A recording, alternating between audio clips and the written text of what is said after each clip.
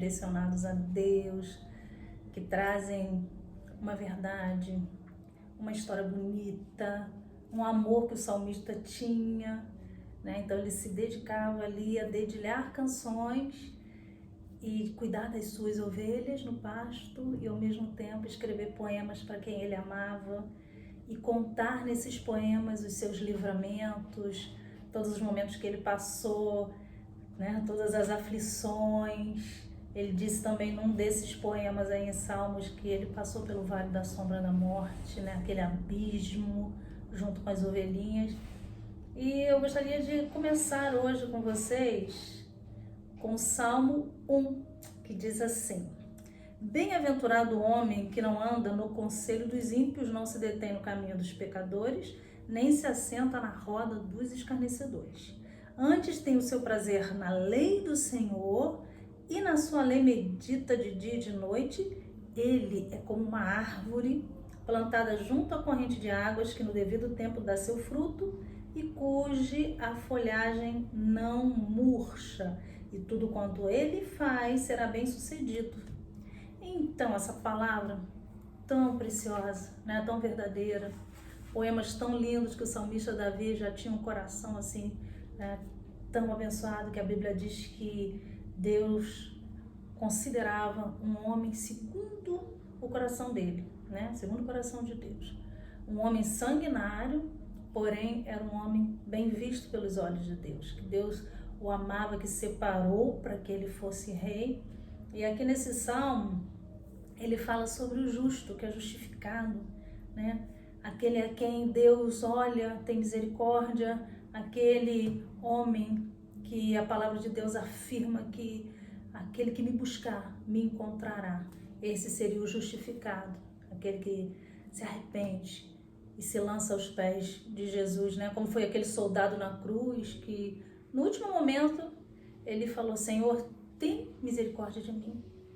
Senhor, perdoa os meus pecados. E Deus, ele falou assim: hoje ainda estarás comigo no paraíso. É esse Deus que eu quero falar para você nesse dia, né? Desse Deus santo, bondoso, desse Deus que ama, que é um pai genuíno, que nos formou do pó da terra. A Bíblia diz que quando ele formou Adão, que ele soprou nas narinas de Adão, que ele deu DNA, né? A saliva. A Bíblia diz que ele soprou nas narinas de Adão, mas toda a humanidade seria vivificada através daquele sopro. E a palavra nos afirma que nós seríamos semelhantes a ele, né? Seríamos semelhantes a Deus.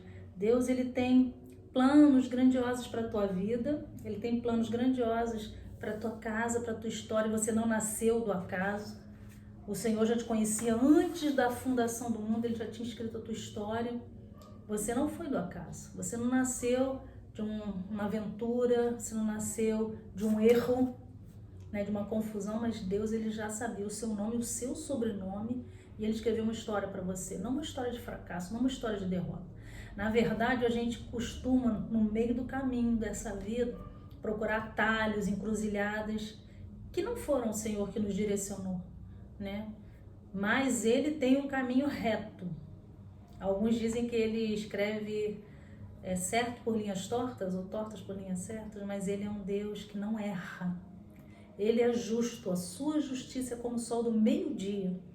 Se você colocar qualquer objeto, né, meio-dia em ponto, você colocar ele em pé, aquele sol, o sol a pino, o sol da justiça, não tem sombra nem variação. Você vai olhar para o objeto e não tem sombra nem de um lado nem do outro, porque esse é o Deus da justiça, e a sua justiça, ela é certa, ela é viva. E aqui o salmista nos diz que nós somos mais que felizes, nós somos mais que abençoados quando a gente medita.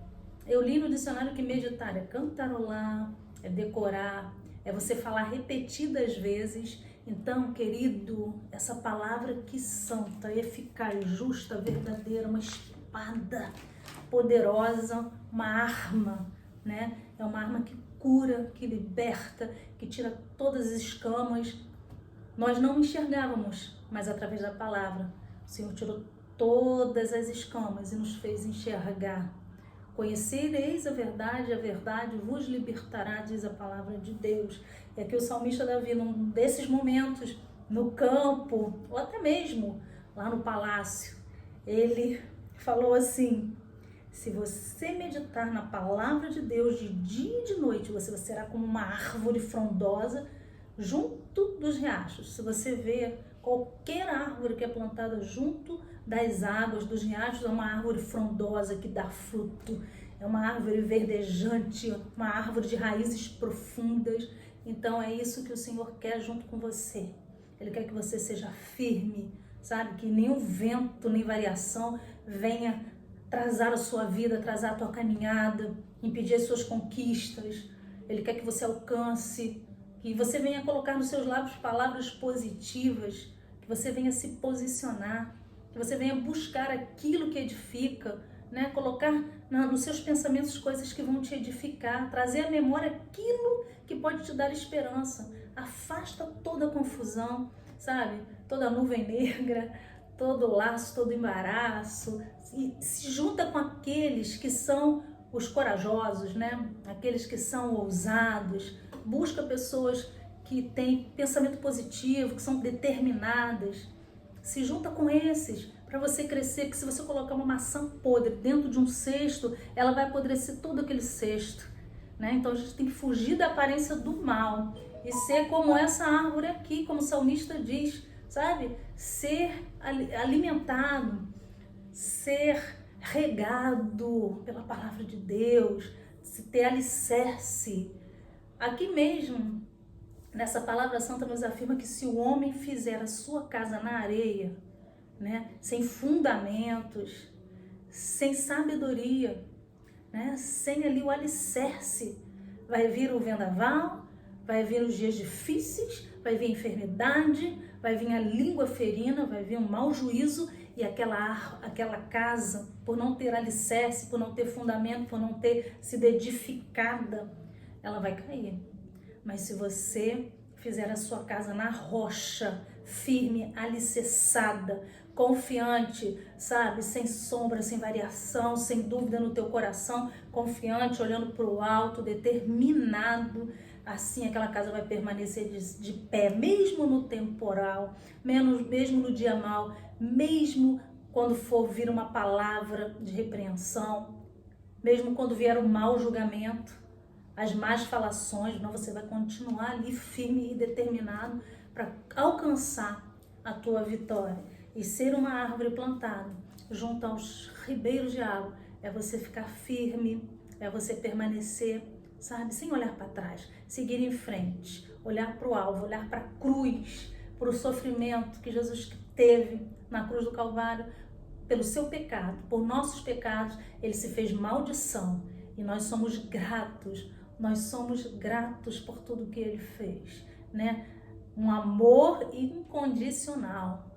Ninguém daria sua vida por um pecador, mas o Filho de Deus se fez como um cordeiro, passou a morte de cruz, e a Bíblia diz que no terceiro dia ele ressuscitou para que todos nós também passássemos pela morte, e um dia nós vamos ressuscitar com novos corpos. A Bíblia diz que o nosso corpo vai ser restaurado, né? E a Bíblia também afirma que depois da morte segue-se o juízo final. Então é isso que nós estamos esperando que um dia nós venhamos entrar pelas portas, como as ovelhinhas, né? Quando o pastor chama, nós vamos entrar pelas portas, não como os ladrões, mas nós vamos entrar como filhos que o Senhor nos aceitou. Na verdade, Ele tem que nos aceitar, né? Ele nos ama, Ele pagou o preço, mas Ele é que tem que nos aceitar, com todos os nossos defeitos, com todas as nossas fragilidades, e que você possa ser uma árvore plantada junto ao ribeiro de água, com palavras adocicadas, porque nós somos imagem e semelhança de Jesus, e a Bíblia diz que Ele veio para trazer vida, para trazer cura, para ser pacificador, trouxe palavras de vida e vida em abundância. Ele foi um exemplo, a sua história ficou marcada por séculos e séculos, e até hoje alcançou a nossa vida por ser o que ele foi, um homem justo, um homem bom, um homem que não foi imputado pecado, pelo contrário, né? Ele veio cumprir uma missão, ele veio se entregar para que nós fôssemos libertos pela graça. Deus te abençoe, Deus te guarde, que você tenha uma vida bem-sucedida, com saúde. Nós estamos vivendo um tempo muito difícil, mas até que o Senhor nos tenha ajudado, e agradeça. Hoje você está podendo ver esse vídeo, hoje você vai poder ler a sua palavra. Muitos estão com a visão escura, não enxergam, muitos estão sem poder ouvir, com os ouvidos surdos, mas Deus, ele te deu essa oportunidade de poder ver, de poder ouvir, de poder falar, de estar em casa com a sua família, e isso é dádiva de Deus. Deus é bom. Fica na paz, que Deus te abençoe e te guarde nessa tarde tão especial, tá? Um beijo.